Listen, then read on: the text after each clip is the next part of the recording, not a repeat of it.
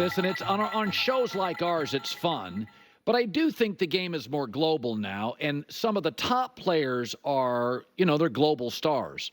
I still think the country that produces by far and away the most talent consistently is the United States. And I think we'll kind of roll through these Olympics. There's been a debate that Kevin Durant, there's been a Durant, kind of LeBron, the older guys shouldn't start, younger guys. I would argue Anthony Davis is playing better basketball than virtually everybody on the planet right now. What do you make of the construct of this team? The Jaylen Brown situation is sort of weird. Are you okay with the construct and the minutes as they're being distributed right now? Well, first I'll say this. Jaylen Brown should be on the team. Yeah. He definitely got snubbed. It's to add insult to injury, it's like not only is he not on the team, but 3 of his teammates are on the team. That just makes it worse. And I'm glad he's not patched things up, but he talked to Derek White. He's supportive of him. So it shouldn't cause any friction there. But it's not right. I get them talking about, hey, we want a role player, a guy that will seamlessly be able to shoot threes and defend, and that's all he's looking to do in Derek White. But Kawhi Leonard wasn't that guy. It's not like you had lost a role player. Kawhi Leonard was a star. Yeah. And so you can't tell me we had a guy that was going to do the dirty work, so we had to replace him with such a guy. Jaylen could be a great defender if he doesn't have to worry about scoring 25 points a game. So he'd fill that role, and he shoots the 3 pretty much as well as Derek White. Career-wise, they're the same percentage almost exactly. So I think he got snubbed. But overall, the team is great. Colin, I look at this kind of as the 3rd iteration of the Dream Team. You obviously had 92, the originals, and then 2008, the Redeem Team, when we had to kind of put our foot down again, right, and win gold. And now you've got this iteration where we've got some all-time legends in LeBron, KD, and Steph. Then you've got kind of the next group of superstars from America like Anthony Edwards, and even guys in between like Anthony Davis. So this team, and this, Colin, I hate to say it because we're going to roll this year. There's no doubt. This is the last time I think we'll be able to definitely send a team, and it's like there's no doubt we're winning. Yeah. Like, I think we'll win more in the future. We'll still win some gold medals, but it won't be definitive every single year again like it is now when we send our best guys. So we talked about Bronny earlier. I didn't have a problem in an incredibly historically weak draft, the Lakers drafting a project and a G Leaguer, because I think once you got past the 35th pick, most of the players were rotational or G League players. He is worse offensively than I thought. He's just not an NBA player offensively. What do you make? Is the league? I've seen Kwame Brown play. People have come out, been highly critical of it.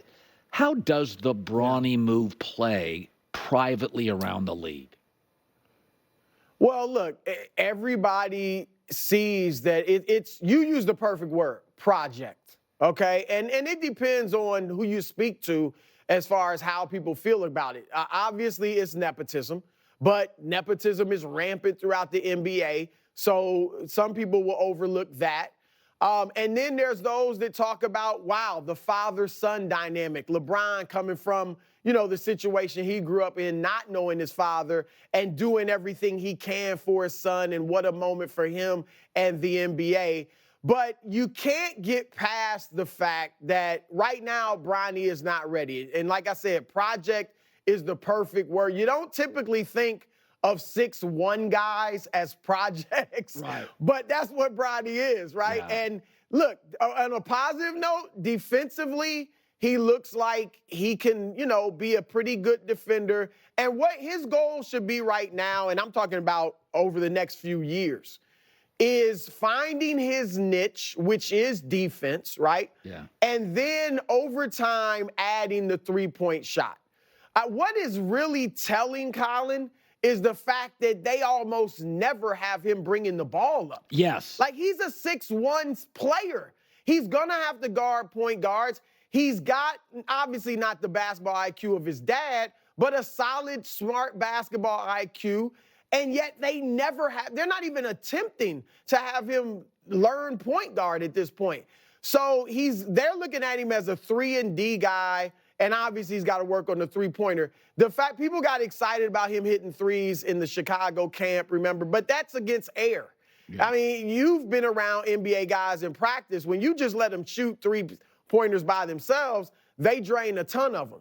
So he's got to improve that. I can't imagine the speed of the game is too much for him because he's used to playing against high-level talent.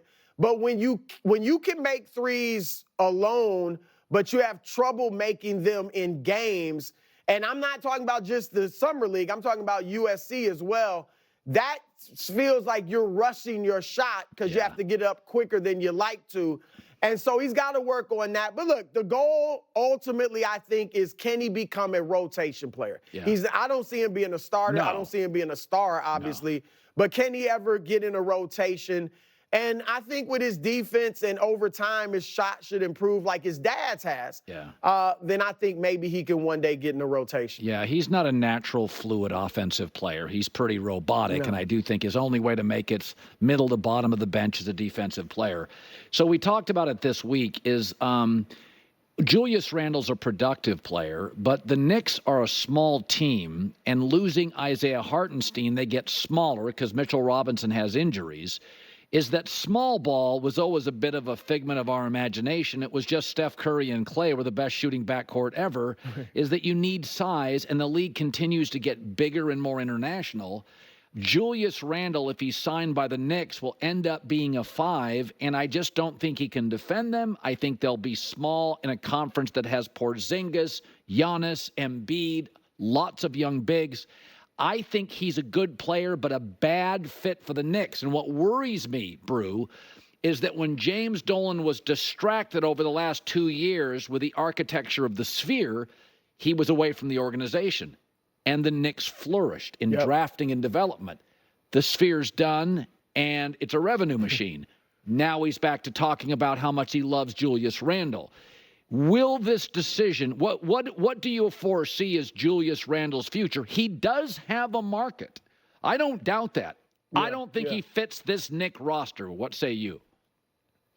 Well, look, if I could get a Karl Anthony Towns, and I don't think they can, for Julius Randle, certainly I'd do something like that.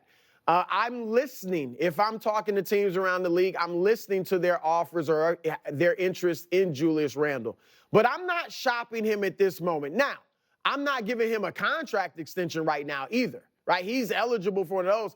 I'm not giving him that. He's under contract this year, has a player option next year. So I'm just playing it out. And here's the thing, Colin, because you're right. A lot of people are saying, well, now to this Jalen Brunson's team, where does Randle fit? But when they first traded for OG Anunoby midway through last season, Julius Randle was healthy, and everybody was essentially healthy, and they won 12 of 14 games. They went 12-2 with Randle, Anunoby, Brunson, and the rest of the guys, and then Randle got hurt. So if I'm the Knicks, I'm intrigued about, okay, let's try it, right? If it doesn't work out, we have time to move Randle. But right now, let's give it a shot and see how it can work out. Look, they need Mitchell Robinson to be healthy. It's as simple as that, because you're right, losing Hartenstein is big for them. But if Robinson is healthy, you can still have a big guy in the middle, and at times go small, maybe with Randle at the 5. The thing I don't like about him most of all is, and this is no mystery, he just has disappeared in the playoffs. He shoots like 34% in the playoffs, 28% from 3. His scoring average goes way down. And so that bothers me if I'm the Knicks. But I'm giving it a shot early, seeing how it works. And if I have to move him, I think I'll be able to. Chris Broussard, check out First Things First after our show. Good seeing you as always, bud. You too, Colin. Thanks. Yeah, so much of the NBA is fit. We've talked about this. There's a lot of players LeBron just didn't like to fit with, and there's other guys he loved to play with. And we always look at talent, but Westbrook's got talent. There's players he doesn't fit with. Stylistically, it doesn't work. So I think Julius Randle's productive, but you got to remember the Knicks last year when they were playing well, they were playing 4 guards and Hartenstein. Hartenstein can guard the 5. You can't put Julius Randle on a 5. They'll get way too small. Sample size. Sorry about that. Sorry. Well, thing in my throat there. It's a sample size, small sample size. They play well with Hartenstein at center. It's not sustainable over 82 and then 20 some odd in the playoffs. Listen, I'm not the biggest Julius Randle fan, but the disrespect from you and Broussard is kind of somewhat shocking on this front. I gotta say, I'm sitting here stunned. Stunned. I wouldn't use that word, but okay. J-Mac with the news. No.